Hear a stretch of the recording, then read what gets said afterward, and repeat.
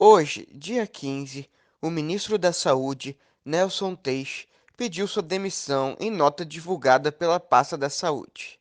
Teixe tomou posse dia 17 de abril. Essa é a segunda saída de um ministro da Saúde no meio da pandemia. Teixe apresentou algumas divergências de opiniões com Bolsonaro, o que pode ser uma das principais causas da saída do ex-ministro. Hoje, na saída do Palácio da Alvorada, Bolsonaro disse que era necessário sintonia entre ele e seus ministros, coisa que não estava acontecendo com Teixe. Ademais, Bolsonaro disse não ter nada contra Teixe e ser apenas uma questão de afinidade. Abre aspas. Olha só, todos os ministros, eu já sei qual é a pergunta. Têm que estar afinados comigo. Todos os ministros são indicações políticas minhas, e quando eu converso com os ministros, eu quero eficácia na ponta. Nesse caso, não é gostar ou não gostar do ministro Teixe. É o que está acontecendo, fecha aspas, disse Bolsonaro. As principais discordâncias entre o presidente e o ex-ministro da Saúde eram em relação ao uso da cloroquina e do isolamento social. Bolsonaro é um defensor do uso da cloroquina e defende que ela seja aplicada no paciente desde o princípio.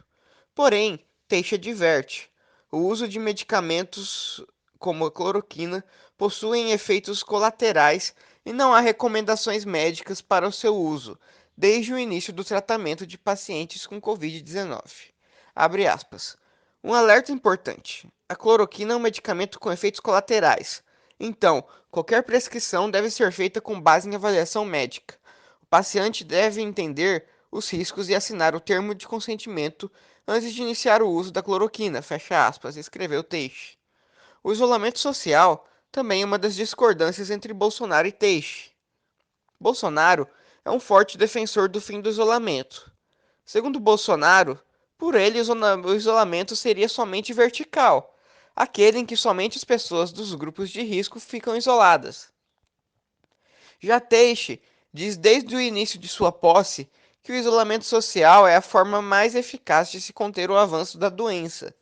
Ademais, ao decretar a ampliação dos serviços considerados essenciais, Bolsonaro não consultou Teixe, que foi constrangido numa entrevista coletiva.